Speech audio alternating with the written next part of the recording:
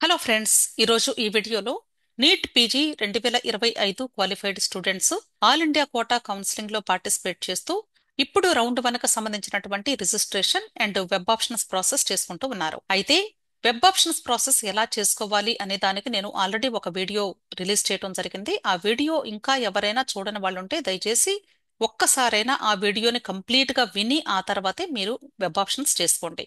అయితే ఈ web options process complete అయిపోయిన తర్వాత స్టూడెంట్ కి సీట్ అలాట్మెంట్ ఎలా జరుగుతుంది, ఈ ప్రాసెస్ గురించి చాలా మందికి కూడా అవగాహన లేదు.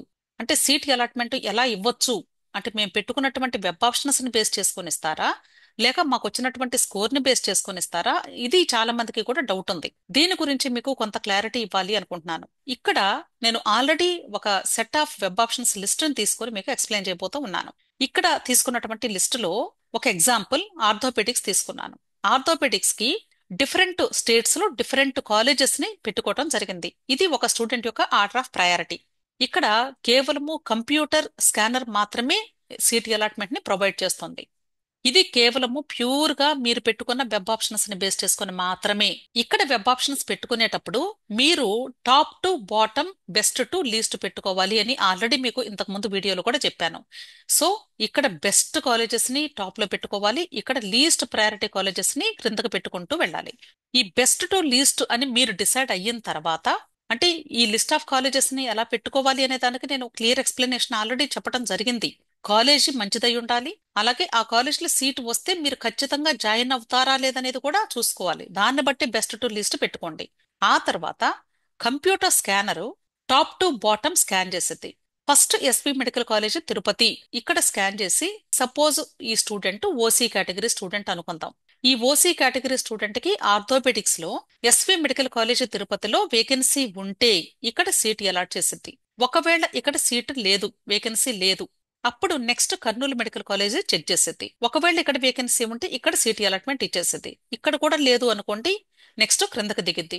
Next third college Andhra medical college. ఇక్కడ కూడా ఒకవేళ లేదు అనుకోండి, ఇది కూడా కాదు, నెక్స్ట్ ఏసీఎస్ఆర్ కాలేజ్ ని చెక్ చేసేది.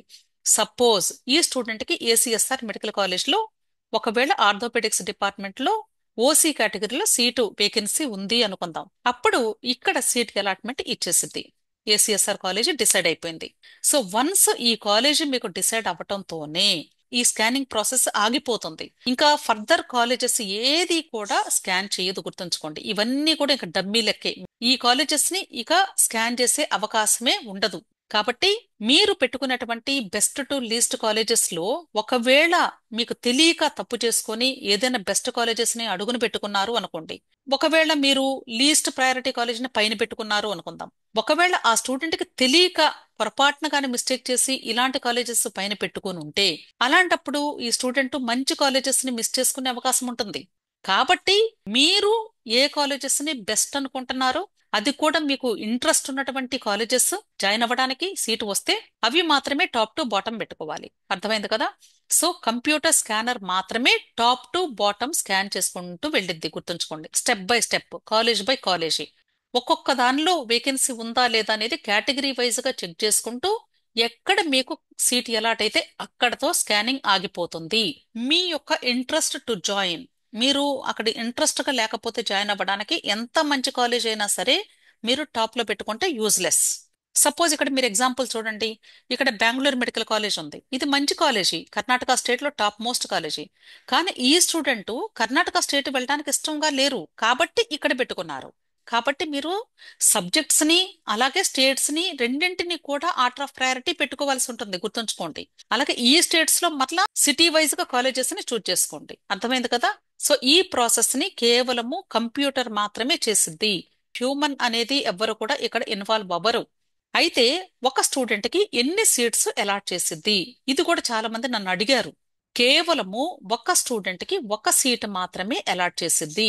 సపోజ్ ఇక్కడెక్కడ వేకెన్సీ లేదు ఈ స్టూడెంట్ కి అనుకుందాం, సిద్ధార్థ మెడికల్ కాలేజ్ విజయవాడలో ఉంది అనుకుందాం. అంటే ఇక్కడ సీట్ అలాట్మెంట్ రావడంతో ఏమవుతుందని చెప్పాను, ఇవన్నీ కూడా డమ్మీ అయిపోతాయి. అంటే ఇంకా స్కానింగ్ ఆగిపోతుంది ఇంతటితో. అంతేకాని తర్వాత కూడా మరలా స్కాన్ చేసి ఇంకెక్కడన్నా ఆపర్చునిటీ ఉంటే ఒక 2-3 అలాట్మెంట్స్ ఇవ్వదు. కాబట్టి ఒక స్టూడెంట్ ఒక సీట్ మాత్రమే, కాబట్టి జాగ్రత్తగా పెట్టుకోండి. ఇంకొక విషయం ఏంటంటే, మీరు ఆల్ ఇండియా కోటాలో ప్రతి రౌండ్ కి కూడా ఫ్రెష్ గా వెబ్ ఆప్షన్స్ పెట్టుకోవాలి. ఇప్పుడు రౌండ్ 1కి సపోజ్ ఒక 1000 వెబ్ ఆప్షన్స్ పెట్టుకున్నారు అనుకుందాం. మరలా రౌండ్ 2కి మరలా రిపీట్ చేయాలి ఫ్రెష్ గా. ఇప్పుడు పెట్టుకున్న వెబ్ ఆప్షన్స్ ఉండవు. అందుకని నేను చెప్తున్నది ఏంటంటే, మీరు వెబ్ ఆప్షన్స్ పెట్టుకున్న తర్వాత సేవ్ అండ్ కంటిన్యూ ఆప్షన్ ఇచ్చి ఫీల్డ్ చాయిసెస్ లోకి వెళ్ళి ప్రింట్ తీసుకొని దాన్ని ఒక పీడిఎఫ్ రూపంలో సేవ్ చేసి పెట్టుకోండి. నెక్స్ట్ టైం కూడా మీరు దాన్ని మరలా రిపీట్ చేసుకునే అవకాశం ఉంటుంది. అర్థమైంది కదా? సో వెబ్ ఆప్షన్స్ పెట్టుకునేటప్పుడు అట్లీస్ట్ 2 మెంబర్స్ కూర్చొని పెట్టుకుంటే ఎటువంటి మిస్టేక్స్ కూడా రావు. సో ప్రతి ఒక్కరు కూడా దయచేసి ఈ సీట్ అలాట్మెంట్ ప్రాసెస్ గురించి కూడా తెలుసుకుని, మీకు సీట్ అలాట్మెంట్ వచ్చిన తర్వాత నెక్స్ట్ అప్గ్రేడేషన్ కి వెళ్ళాలి అంటే ఏం చేయాలి, దాని గురించి నేను నెక్స్ట్ వీడియోలో చెప్తాను.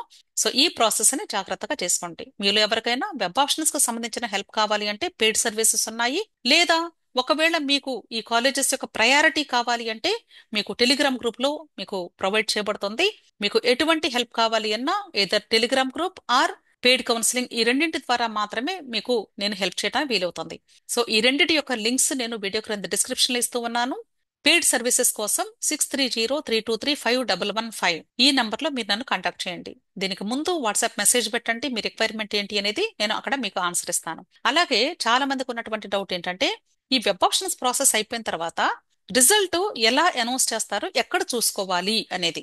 మీకు ఎంసీసీ అఫీషియల్ వెబ్సైట్ లో ఈ సర్వీసెస్ లో ఇప్పుడు మీకు సీట్ మ్యాట్రిక్స్ రిలీజ్ చేశారు అని చెప్పాను. అక్కడే నవంబర్ 7వ తారీఖు first provisional seat allotment release చేస్తారు.